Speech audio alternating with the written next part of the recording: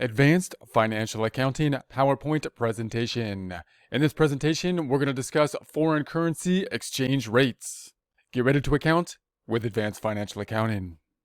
Foreign currency exchange rates. Let's first define foreign currency transactions. So what are foreign currency transactions? When are we going to need to account for foreign currency transactions? So from our perspective, we're going to be looking at this from the perspective of a U.S. company that is having their books then accounting for it or measured in dollars. And when you think about the foreign currency transaction, it's just like anything else, but it can be a little bit more confusing. So you want to remember, of course, that the dollar is basically the measuring tool. So anything we put on the books, like if we put inventory on the books, we might count the units of inventories, but of course we have to measure them on our financial statements in dollars. Same kind of thing is going to be true with foreign currency. It's another kind of units. We can almost think of them as some kind of investment, as stocks or something like that, even though they are a currency, and we're going to have to record them on our books with our measuring tool that we're currently using, and that's going to be dollars.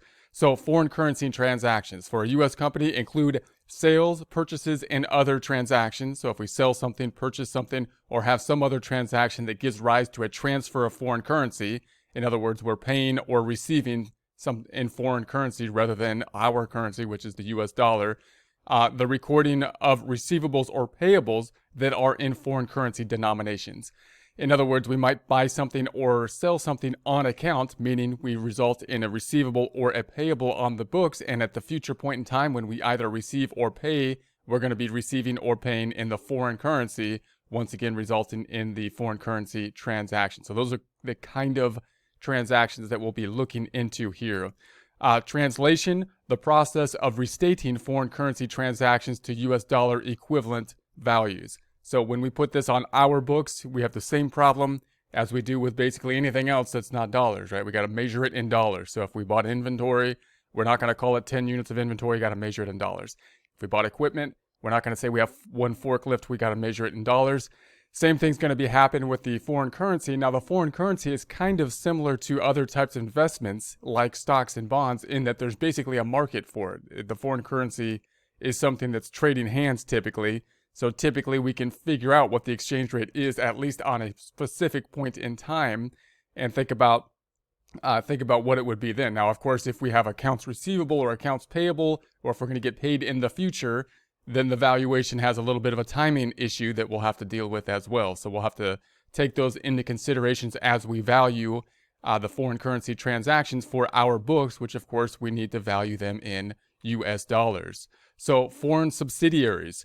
Foreign subsidiaries prepare financial statements in the home currency. So if we had a foreign subsidiary in another country, then they would basically be performing obviously their financial statements in their currency, in a foreign currency with respect to the U.S. company. So the foreign currency amounts need to be translated to U.S. dollar equivalents so they can be consolidated with the U.S. parent financial statements.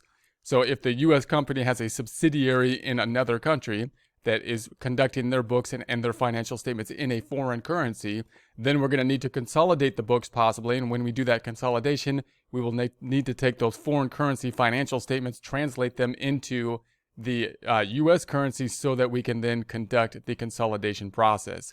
Exchange rates.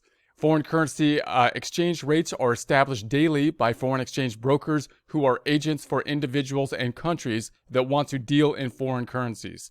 Some countries maintain an official fixed rate of currency exchange. They have established fixed exchange rates for dividends remitted outside the country, and exchange rates will change based on many economic factors affecting the supply and the demand of the currency of a nation. Some factors include, we'll get into those factors in a second, but just note that when you're thinking about the foreign currency exchange rates, basically you're basically thinking about a market. So there's a lot of factors that will be involved in it, but similar to other types of transactions, we're basically saying, foreign currencies are being exchanged in a similar way from an economic standpoint as basically other things like stocks and other types of investments.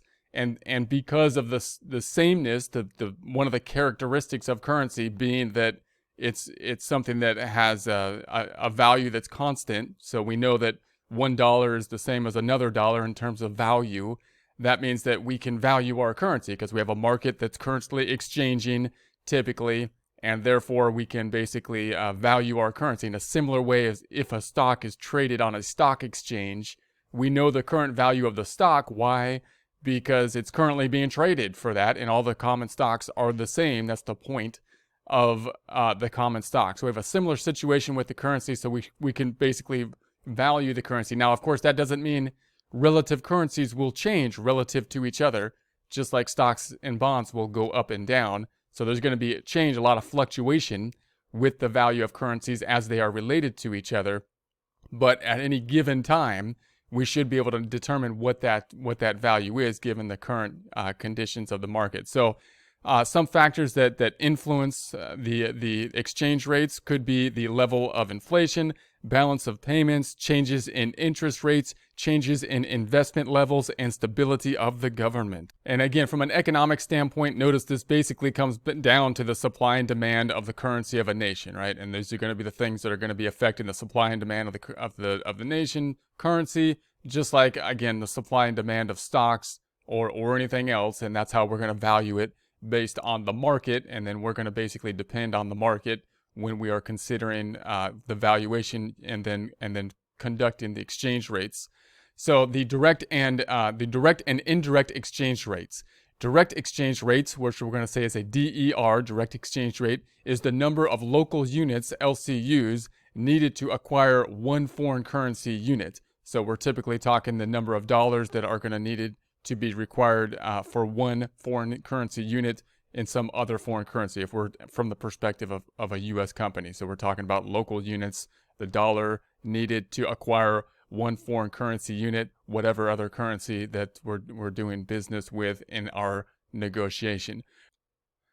The direct exchange rate ratio from the viewpoint of a U.S. entity will be below. Example, $1.20 can purchase 1 pound. So if we have the direct exchange rate, we're going to say that the US dollar equivalent value of one foreign currency unit over one foreign currency unit. For example, that would mean the direct exchange rate is $1.20 over 1 pound, which means we have $1.20 per pound, basically. So that means that we're going to have $1.20 can purchase 1 pound. The indirect exchange rate, the reciprocal of the direct exchange rate, from U.S. entity standpoint perspective, the indirect exchange rate is going to be one foreign currency unit divided by U.S. dollar equivalent value of one foreign currency unit.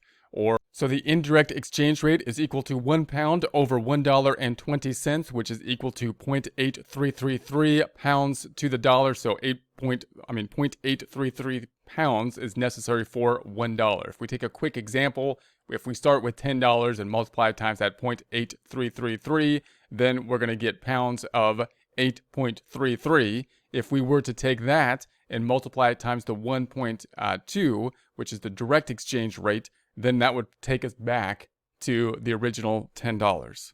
The direct exchange rate is identified as American terms. In other words, to indicate that it is US dollar based and represents an exchange rate quote from the perspective of a person in the US. In other words, if you were to take a look at the direct exchange rate, I'm going to scroll back up a bit. We have it in our example, $1.20 in dollars to the pound here. So it's basically expressed in dollars. If you take a look at the example then, if we were starting basically here and we had something that was worth 8.33 pounds, then we're going to use the direct exchange rate, because that's basically telling the user that's looking at the thing from perspective of dollars, how many dollars. That's going to be kind of like the conversion in dollars. So if we're looking at something that's 8.33 pounds, we use the direct exchange rate times 1.2 dollars to the pound, and that's going to give us then the $10 equivalent. When we're thinking about the indirect exchange rate, identified as foreign currency terms, to indicate that direct exchange rate from the perspective of a person using a foreign currency. This means the exchange rate shows the number of units of the local currency units per 1 US dollar. So obviously on the other side of things, if we're looking at the perspective from in this example the pound, then we're looking at the indirect exchange rate, which is going to be 0.833 pounds to the dollar. So now if we look at our example here, we're going to say, well, if it's $10, if you're looking at something from $10 and you're looking at it from the perspective of how many pounds is that going to cost, then we have the indirect exchange rate 0.8333, and that's going to give us the number of pounds, which is the 8.33. So you can see that who's being directed at when we're thinking about, are we using the direct exchange or the indirect exchange rate? You're trying to make it as easy as possible from the perspective of the user being, the primary user being in the dollars or in the foreign currency. The term's currency is the numerator. The base currency is the denominator in the exchange ratio. Then we want to think about the concept of weakening of the US dollar versus strengthening of the US dollar. So when we think about this examples of is the currency getting weaker and stronger, this really gets more solidified when we do actual practice examples. So when we actually use these rates within example problems, you'll get a much better feel if you actually work through the example problems of these concepts of when a dollar is getting stronger or weaker, and then you'll be able to answer these questions on like a theoretical term type of basis, a multiple choice type of question, much more easily. So weakening of the US dollar when the direct exchange rate increases. So when we're thinking about the direct exchange rate, for example, our example was $1.20 for a pound. If it went up, if the direct exchange rate was $1.50 or $2 for a pound, then you have a weakening of the dollar because it's costing more dollars to get one unit of the next unit, whatever other unit, in this case the pound. Strengthening of the US dollar, the exchange rate decreases. So obviously the inverse would be the case for a strengthening of the dollar. In other words, in our example, it took $1.20 to get 1 pound. If it was then to go down and the 1 pound only cost us $1 instead of $1.20, now 1 pound is costing less to us. So, for example, if it only cost us 50 cents to get 1 pound and it went from 120 down to 50 cents, well, now we have a strengthening of the dollar in relation to the pound. So let's take the concept of weakening of the US dollar for the direct exchange rate increases. So if we take the situation where the dollar is weakening, that means the direct exchange rate is increasing. It was taking us, say, $1.20 to purchase a pound. Now it's taking $1.50 to purchase a pound, for example. So it's taking more US currency to purchase one foreign currency unit. Costs us more US currency to get one foreign currency unit. 1 US dollar is acquiring fewer currency units. So the other way you can think about this is, how many foreign currency units can I get with $1? And I'm getting, less foreign currency units for $1. For example, the direct exchange rate increases from 1.33 to 1.45. So that would mean that it went from 1.33 to get a foreign currency unit, and now it's going up to 1.45. It's taken more dollars to get to one foreign currency unit on the direct exchange rate. Strengthening of the US dollar, direct exchange rate decreases. So what happens on the other side of things? Obviously now if we think about the strengthening, we're going to say now that the direct exchange rate is going down at this point in time because it takes less dollars to purchase another unit of currency. So if it was at 120 before to purchase one other unit of currency, foreign currency, now it's going to be down to 110 or something like that. It'll be strengthening. So it's taking less US currency to purchase one foreign currency unit. 1 US dollar is acquiring more foreign currency units. So that's the two ways you could think of it. It takes less US currency to purchase one foreign currency unit, or 1 US dollar is acquiring more foreign currency units. So for example, if the direct exchange rate decreases from 1.45 to 1.26, then it was taking $1.45 to get one foreign currency unit, and now it's taking $1.26 to get to one foreign currency unit. So it takes less dollars to purchase a foreign currency unit. Therefore, we have a strengthening of the dollar in relation to the foreign currency. Now we have some terminology about the different types of rates, and these are kind of timing issues here. So we have the spot rate. So the term spot rate is the exchange rate for immediate delivery of currency. So if we're talking about something that's going to be immediately exchanged or immediate delivery of the currency, immediate exchange rate, then we're considering the spot rate. We can contrast this to something where we're predicting or having some transaction that's going to happen in the future. If we have some kind of contract or something for a rate that's something that's going to take place in the future, then you might try to contrast this with some type of predictive rate that you think the exchange rate will be at some other time other than now, right? So when you think about the spot rate, you're typically thinking now. This is the rate or exchange rate as of this point in time, as of now, or the exchange rate for the immediate delivery of currency. The current rate is going to be the spot rate on the entity's balance sheet date. So when we think about the financial statements, then we're going to think that the current rate is going to basically be that spot rate for the balance sheet date, which is going to be helping us to create the balance sheet at that point in time with regards to any kind of foreign currency transaction. So then we have the forward exchange rates. The forward rate on a date will not be the same as the spot rates. So when we think about a forward rate, that means we're kind of considering a rate that's going to be in the future for some reason. Often this will be for forward contracts, and we'll talk about forward contracts where we're basically predicting out into the future what the rate will be in the future. So when you're thinking about exchange rates and you're thinking about the market for exchange rates, you can think about, what people believe, what currently is being exchanged with regards to rates at this point in time.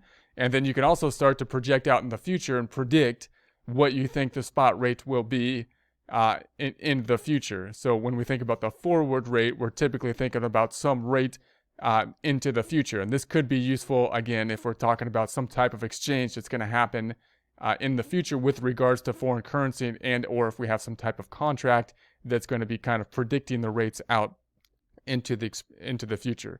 Expectations about the relative value of currencies are built into the forward rate.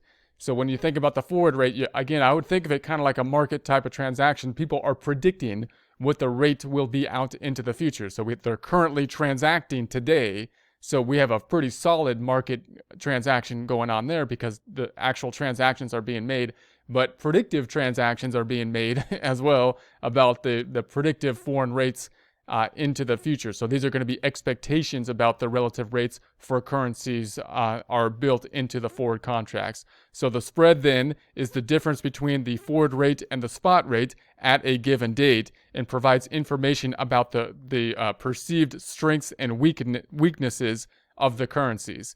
So you can basically kind of read into that when you're looking at the forward rates versus the current spot rate, what people think about the currencies, what are going to be the strengths and weaknesses given the differences in those amounts. Because obviously if everything was static, then you would say the forward contract rates would be the same as the spot rates. The rates that we're predicting in the future would be the same as today. But obviously that's not typically going to be the case. Almost never is that the case. Let's take a look at a quick example. So let's assume a US-based company purchases inventory for 1,000 pounds on 3/31 and the contract requires payment on 9/30. So in other words, we have a purchase taking place. If you remove the currency the foreign currency, it would just be we've made a purchase on account, right? We made a purchase on account. We're going to get inventory, and then we're going to have an accounts payable that we're going to pay at a later time. We're going to pay it in 180 days on 9/30. Now, then you add the foreign currency component to this. When you make the payment on 9/30, it's not going to be in US dollars. You've agreed to make the payment in pounds. So you're going to have to pay the $1,000 in pounds 180 days from today. So typically the point in time that on 3/30, if we're saying the spot rate at that point in time, we could say is $1.35 to the pound. And that's typically what we'll put the inventory on the books for at that point in time. If you think about 180 days forward, meaning where will we be, or what's the predicted rate as of 3/30, what's the predictive rate that it will be for 9/30 when we're actually going to make the payment in pounds, because we're going to have to pay this thing in pounds 180 days later, then that's going to be the forward rate, which is going to be, in our example, $1.4 to the pound. So then the difference then is what we would call the spread. The difference is going to be the spread, and that's basically the market, predicting the strengths and weaknesses of the relations of the currency. Now, from an accounting perspective, the question for us is obviously going to be, well, okay, I'm trying to put the inventory on the books here, and I'm trying to make a payment in pounds over here. How am I going to account for this thing? And that's what we'll get into, and it'll look a lot easier to do when we do the practice problems. This will all come together a lot more for you. So I highly recommend working through the practice problems, and as we do so, the questions then will be, well, when, if there's a timing difference, if the exchange happens right now, then there's no real problem. We'll use the spot rate. But if there's some type of timing difference where the payment's going to happen in the future, or if we have a forward contract, or we're trying to hedge something or something like that, then we have these predictive rates. And then the question is, do we use the spot rate at this point, or do we use the forward rate? And so those are some of the concepts we'll get into. And like I say, the best way to get into those is just to work through practice problems.